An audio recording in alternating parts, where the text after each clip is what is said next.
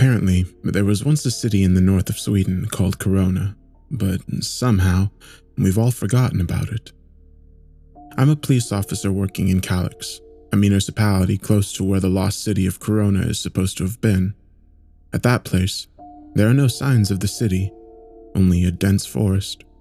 But certain details related to my own family makes me certain this place was indeed real. The entire world just forgot about it. I can't imagine how or why, but it's the only conclusion I've been able to reach.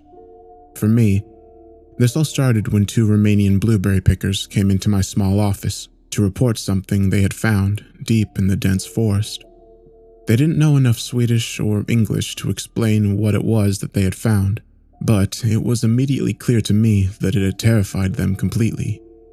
From what I understood, it seemed to involve a human corpse. Eventually, after having brought in an interpreter from the town next to mine, it was revealed that they had stumbled upon a dead child, no more than 10 years old. They led me and 2 of my colleagues, followed by an ambulance, to the location where they had found the child. The sun was setting behind a thick mist when we got there. I lit a cigarette when we left the main road and walked into the forest, to where the child was supposed to be. I felt a bit uncomfortable having to deal with a dead child, but I had handled cases like this before, some car accidents, and didn't feel too affected by it now. It was just another job, more so I thought. The Romanians stopped when we got close and refused to go any further. There was panic in their eyes, more than I expected even given these extreme circumstances. One of my colleagues stayed with them while the rest of us continued. We soon came upon a huge boulder that had been placed there by the ice sheet that covered Europe during the Ice Age. My colleague walked around it, and a few moments later, he came running back, pale as if he had seen the devil himself. He bent down and puked right in front of me. It's on the other side. I didn't ask him any questions. I only proceeded to check it out for myself, with the medics following behind me. What we found on the other side of the boulder, it wasn't natural. Half the child, a blonde little girl, was fused with the boulder, just as if she had been passing through it as a ghost and then suddenly turned into a human before she had time to exit the rock.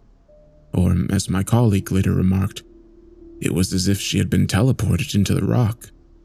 The girl's sorrowful, dead gaze into the forest seemed to tell a story of tragedy unknown to the living.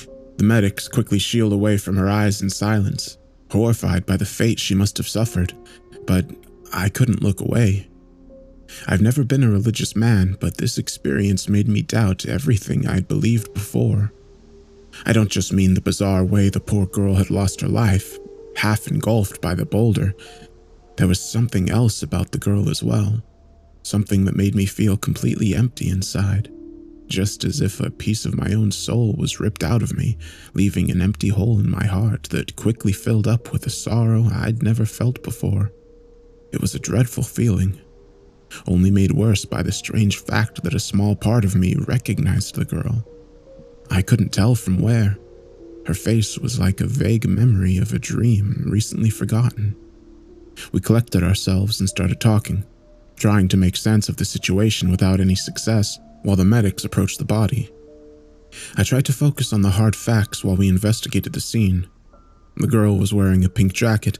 In one of the pockets, we found an odd-looking flower.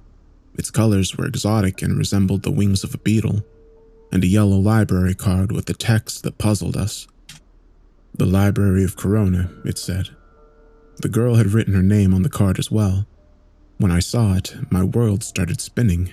Isabella Lexelius. It said in the girl's childish handwriting. "Isn't that your last name, sir?" My colleague said. It is. I didn't know what to say or think. "Well, do you know her?" I don't know. No, I've never seen her before in my entire life. It must be a coincidence." "That's a pretty big coincidence, sir." I didn't respond to that. "There's something on the ground as well," one of the medics said.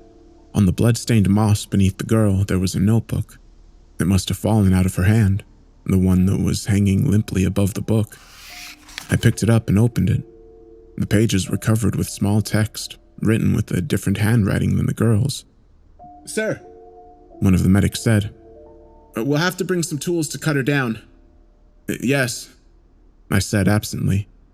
There's one more thing, the medic said. I put the book in a plastic evidence bag.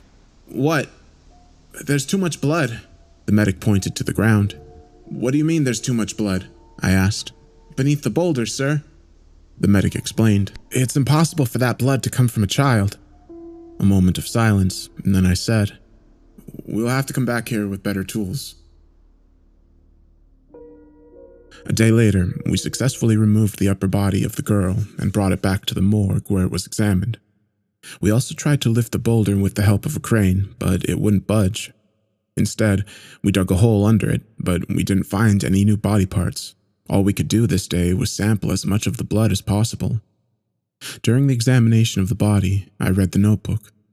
It contained the story of the city of Korona.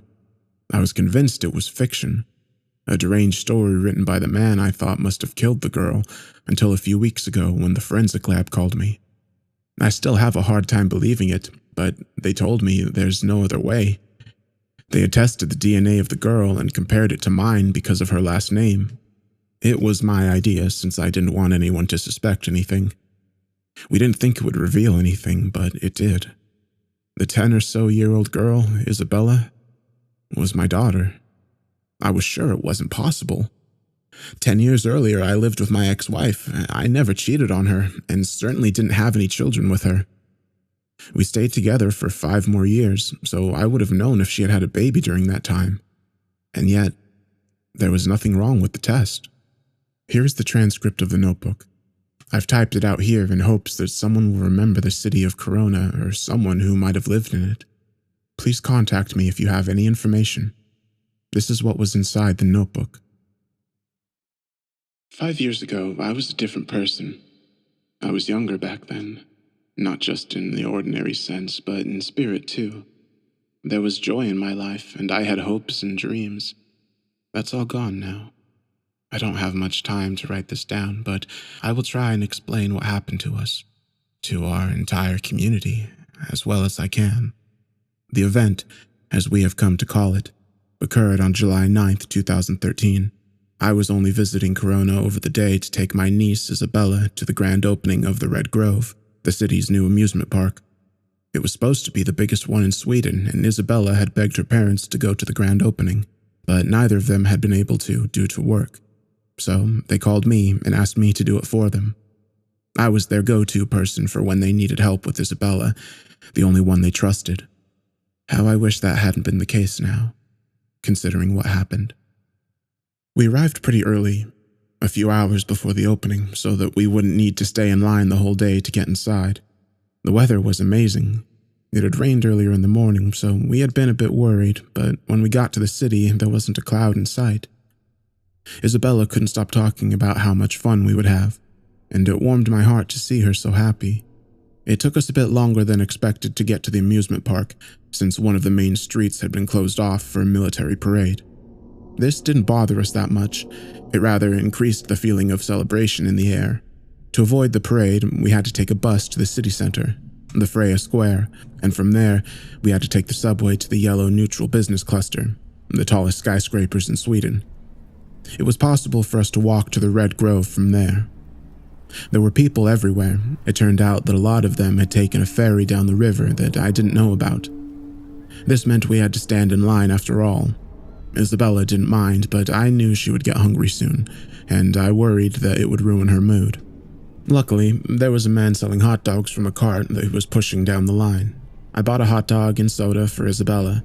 Her parents didn't really like it when I bought her junk food, but a day like this, I thought they would understand. The man was also selling red balloons to children. Isabella said she wanted one.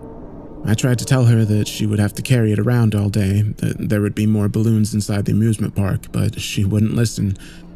Reluctantly, I bought her a balloon as well. At this point, no one knew that their entire lives were about to change in a matter of minutes. Isabella accidentally let go of the balloon. I feared it would make her sad, but it didn't seem to bother her that much. We looked at the balloon as it rose up into the air and drifted away. Soon, it was but a red dot against the vast blue sky. Then suddenly, it vanished. Where did it go? Isabella said. I couldn't explain it. It had just disappeared. I don't know, I said. Maybe it popped. But something, an uneasy feeling I couldn't rationalize, made me doubt that. Then, only a few minutes later, strong winds came from every direction. It carried a smell with it that reminded me of something rotten. Ew, Isabella said as her long hair was blowing in the wind. What's that smell? I held her hand harder. I don't know. People looked around, confused, and their joyful voices became concerned. Something was happening, but no one knew what it was. Sirens echoed in the distance, seemingly coming from the business cluster. Oh my God, a woman said and pointed towards the skyscrapers. The top of the building is gone. It wasn't that easy to see, but she was right. The top of the tallest building was gone as if it had been cut off with a knife. Isabella was too short to see it, but she picked up that something wasn't right on everyone's faces, and she became worried herself. I think we need to get out of here, I said, acting completely on instinct. I don't think it's safe. Isabella teared up. But the opening, aren't we? We'll come back later, sweetheart, I said as I walked away from the crowd with her. One of the ferries were just about to leave. We quickly stepped aboard. A few others joined us, but most of the people stayed behind in hopes that everything would be sorted out. Isabella cried, but she wasn't mad, as the ferry slowly drove away from the riverside promenade. A commotion of some kind erupted among the crowd back on land. I couldn't see what was going on, but suddenly everyone screamed in terror and tried to run towards the water. They were clearly escaping from something, but I couldn't see what it was. All I saw was people stepping on each other while they tried to jump into the river and swim away. It was a horrible sight, and I'm glad Isabella wasn't tall enough to see over the railing. Next, the sirens from the emergency alert system began blasting its eerie sound of imminent catastrophe.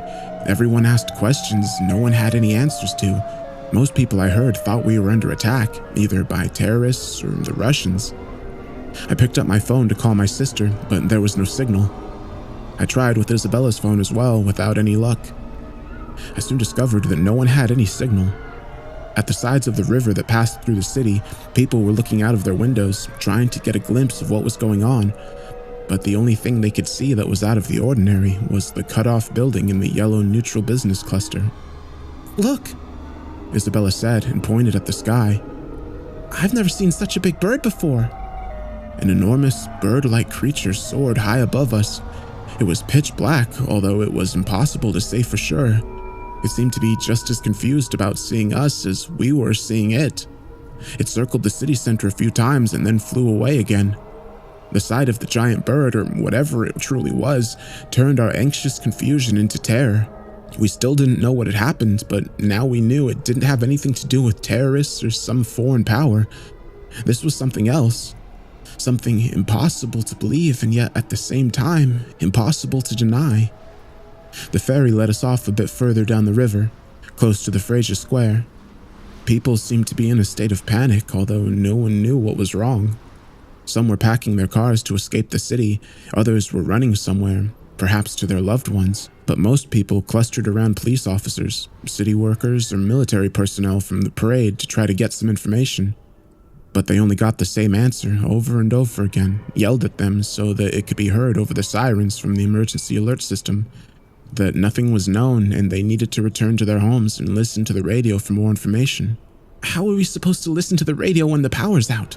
The voice came from an old woman. Look around, there's no power. She was right. Go home and close your windows and wait for the power to come back, a policeman said. We don't know what's going on, but the safest thing to do is to follow the procedure. He was interrupted by something happening a few meters away. The first person who had tried to leave the city, a man on a loud motorcycle, had come back. I was carrying Isabella, comforting her at the same time as I tried to hear what the man on the bike was trying to tell everyone. I pushed through to get closer to him. He walked to the center of the square and climbed up on the foot of a statue. A few people believed him, but everyone that had seen the creature in the sky had no doubt that he was telling the truth, however impossible it seemed. There's no way out, the man yelled. The main road's cut off at the edge of the city and there's only jungle. I can't explain it. I'm sorry, but it's true.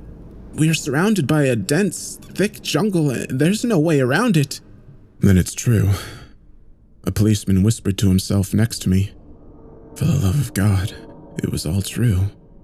I asked him what he meant. First, he didn't want to acknowledge my question, but when he saw my confusion and tears in my niece's innocent eyes, he turned to me and said quietly, "Before we lost contact with the helicopter that was surveying the parade, the pilot said something that simply didn't make sense. He was crashing. Something had cut off his rotor blades, and he said that it all had changed somehow. The view had changed. Before he hit the ground, he yelled that he had seen a jungle to the west and an ocean to the east. More and more rumors came in, and even though it was impossible to tell rumors from facts, they were all telling the same story. The entire world around the city had been replaced in an instant. The city was the same, but the sky above it wasn't. Eventually, the screaming sirens went silent. Cars stopped beeping their horns, and the cacophony of voices died out. An uncanny silence fell over the city. The feeling was beyond unreal. I didn't know what any of this meant. I tried to explain it to my niece, but she was only 5 years old. She couldn't understand. She wanted to go home to her parents, and I didn't know what to tell her. She was tired and needed rest, so I went to the hostel nearby and paid for a room. Soon, the economy of the city would collapse, but for the first few days in this new unknown world, people still accepted money as payment. What followed was 5 years of unending trials and hardships. A continuous battle for survival with no hope for help or rescue. It started during the first night. The sun, identical to our own yet new and strange, sat due north instead of west and was replaced by unrecognizable stars covering the entire sky.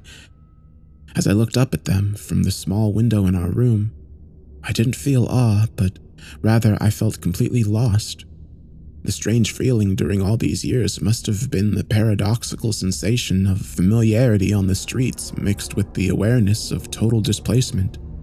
I think this was partly why people kept close to the city center, to drown themselves in the illusion of being home even though they knew, deep down, that they couldn't escape their fate as stranded in the unknown. Then, as I leaned out the window, I heard the sounds. People screaming, gunshots, cars driving madly through the streets without anywhere to go, and the occasional odd howling that made my blood run cold. I never saw anything of what happened that night, but it changed the population. More than 2 million people. Forever. I closed the window and hid behind the bed with Isabella. She wanted to cry for her mother, but I kept my hand over her trembling mouth. The next night was calmer, probably because no one dared venture outside. During the days, I soon realized the threat didn't come from the unknown jungle outside of the city, but from the people within it. It was impossible to tell how much crime was committed, but given what I saw with my own eyes, looting, robberies, even murders, I figured the rate of crime must have gone up by a lot. However, it wasn't total anarchy. The police and the few military units that had been in the town for the parade kept some vital order to the community. Since ordinary people didn't have guns, the police and the military weren't threatened by the average citizen. A leader stepped forward, the man on the motorcycle, and after a few weeks, everyone seemed to cooperate peacefully. The food that was left in the stores was mostly distributed fairly, and everyone that could work seemed to do it without hesitation, even I. The scientists that had been working at the university at the time of the event couldn't figure out what had happened, but with the help of hundreds of citizens, they managed to build a small nuclear power plant that could return electricity to the city. I mostly helped out with that project. I didn't know anything about nuclear physics, but I did what little I could. It was amazing what we were capable of as a people, and in all my dreadfulness, a feeling of pride grew in my chest. Although, our time in this world wasn't simple. Far from it. Aside from my personal problem with keeping Isabella healthy and safe, which I succeeded with although she never felt safe, there were 3 major problems that kept growing larger for every week. First one was the food and water situation. Some people had managed to grow wheat and potatoes in parks and soccer fields, but it wasn't enough. We were running out of food and water. It did rain from time to time, but very few people felt safe drinking the rainwater. To battle this problem and to find solutions to some other problems as well, expeditions were sent out to explore the jungle. These typically ended the same way. That is, with no one coming back. Only once or twice did someone manage to return to the city, but they weren't themselves anymore. It was as if something in the jungle had captured their souls and let their bodies walk back unscratched. The second problem was nature. It seemed to have spared us the first couple of months, but soon after we got the electricity back, it turned on us. It took a while before I saw it with my own eyes, but seemingly at random, mysterious creatures entered the city. Sometimes they just walked right through it, never to return again. A policewoman, one of the new recruits, told me that she had followed a naked blue child as it solemnly walked into the city and then back out of it again. At other times, indescribable monsters wreaked havoc on the streets, killing as many people as they could before returning to wherever they came from. At one point, and this I actually saw for myself, an enormous centipede, pure white with hundreds of red eyes, suddenly appeared from a manhole. It quickly climbed up against a building as if it knew exactly what it was doing and entered one of the windows on the top floor. Next came the screams from people inside the building. A few escaped, but everyone else inside were ripped to shreds. Only after about 5 minutes did the centipede exit the building from the entrance, its white, segmented body stained with blood, and return down the manhole. These attacks, as they were called, aroused fear and panic in all of us. Although it didn't happen that often, it happened often enough for everyone to be on edge all the time. The third problem also didn't become noticeable until later. It was the problem of health. There was no pattern to who was affected or not, but some people, probably more than 1%, got sick. It started out like a fever and slowly progressed with nightmarish mutations randomly hitting the body. Most of these mutations made the victims handicapped and disfigured, but sometimes, very rarely, the victims developed properties that were seemingly beneficial to them. The most extreme case of this that I saw was a young girl who grew a third eye in the middle of her forehead. The iris of the new eye glittered with amazing colors, and the girl claimed that she could use the eye to see other people's emotions. At the beginning of the health crisis, the sick people were treated badly, as if they had been monsters from the jungle. This treatment only got worse when it was revealed that the creatures from outside never attacked the sick. At one point, a mob gathered at Fraser Square, set on chasing the sick people out of the city. Luckily, this was stopped by the military. In the end, however, the sick people were sent into the jungle. Not to be away with them, though, but to make use of their immunity to the nature of this world. This turned into a huge success that eventually solved the food and water problem. They could venture out and explore the surrounding area and return with edible fruits, vegetables, and small mammal-like creatures that they had hunted. This was a turning point for us, and then luck struck again. All attempts at fishing had failed so far, but all of a sudden there were fish everywhere in the river. We soon learned that there were different periods for when the fish were out to sea or close to land. However, as soon as they came close to land, mysterious purple thunderstorms that lasted weeks tormented the city, and yet we survived. Many people didn't, of course, but life was possible. In the end, we prevailed. During the 5 years that followed, there weren't that many catastrophes, and our focus on survival kept most of our thoughts of home away. Even Isabella thought less and less of her parents as she grew older. Over time, most people got used to the bizarre situation they found themselves in back in July 2013. Many people did commit suicide, yes, but most people chose to live in this unknown land. 2 events, however, changed things. First, it was what happened to a planned expedition at sea. Hundreds of people, mostly men, decided to venture out into the ocean with one of the luxury cruisers that had been moored next to the city. This was going to be a great adventure and perhaps a way to find some answers to where we had ended up. It inspired all of us. Thousands of people, Isabella and I included, had gathered to watch as the huge boat slowly sailed out. It all felt similar to that day 5 years earlier when we had waited for the amusement park to open. We all stared at the horizon as the boat, named Birdo de Espero, turned into a small dot against the setting sun. We imagined the amazing adventures they would be on and looked forward to their return, but Then something that must have been larger than anything that we'd seen so far came out of the water and swallowed the ship whole. Some people screamed and others cried. This was a hard blow to the city, just knowing a being like that, a being able to eat an entire luxury cruiser in one bite, could exist, deprived many people of their hopes of the future. The next event was different. It was a miracle, to say the least. It happened only a month after the destruction of Berto de Espero, a military guard. A young man who had been only 15 at the time of our disappearance from Earth discovered that when we stood at a certain place at Fraser Square, he could tune into a specific radio station from our old world. The station's name was Synthwave Mix and dedicated most of its broadcasting to that kind of music. Hope returned immediately, but this time the hope was different from the one we had spent 5 years building up within ourselves. This was the hope of seeing our loved ones again, the hope of returning home. The people at the university investigated the area to try to determine where the radio signals were coming from. They didn't have much success, but soon realized that they emanated from the ground beneath Fraser Square. While the area was investigated by scientists, ordinary people showed up en masse. They all had radios of different kinds with them, like children carrying stuffed animals to feel safe, hoping to tune into this synthwave mix and to get a taste of their lost home. Of course, the area where the radio station could be heard was too small, and police had to chase away everyone to give the scientists the room they needed. A few days later, though, the scientists placed a set of large speakers at the foot of the statue of Fraser and connected them to the receiver they were using to listen in on the radio station. Day and night, the relaxed, somewhat melancholic, synthetic music played non-stop to the entire city. People congregated around the statue. They even defied the dangers of night. This became our city's new tradition, ending the day by going to the statue and sitting down around it as if in prayer became our pilgrimage.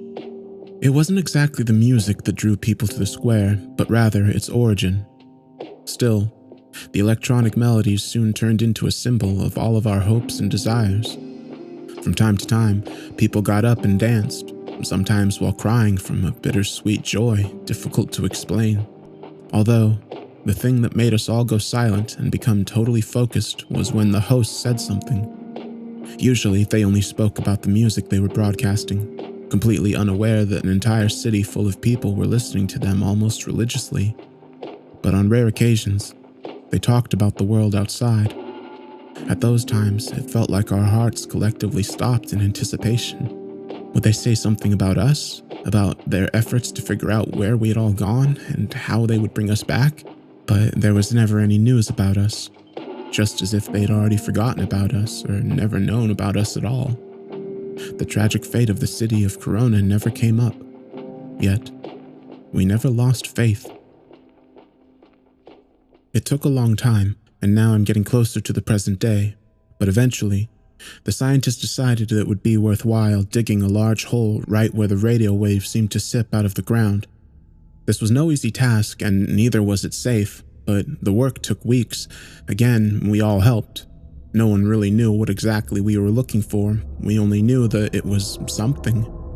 When we reached the bottom, where the rock was too hard to dig through, a mountain of dirt covered the entire square. Our efforts hadn't been in vain.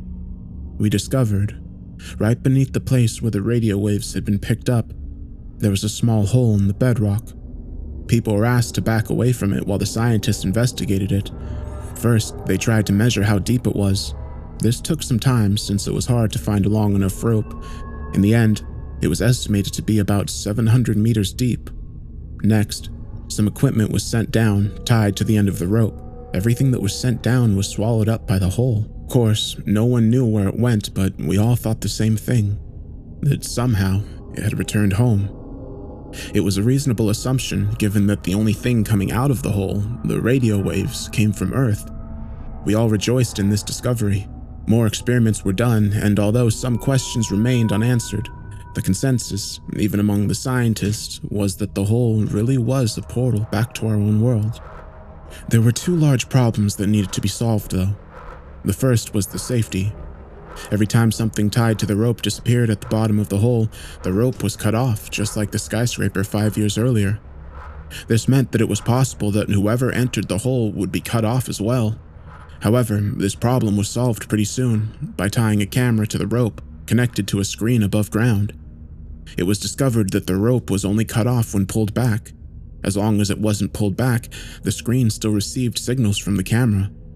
The camera never recorded anything other than darkness on what was assumed to be the other side, but since it continued to work until the rope was pulled back, it didn't seem to be such a big problem.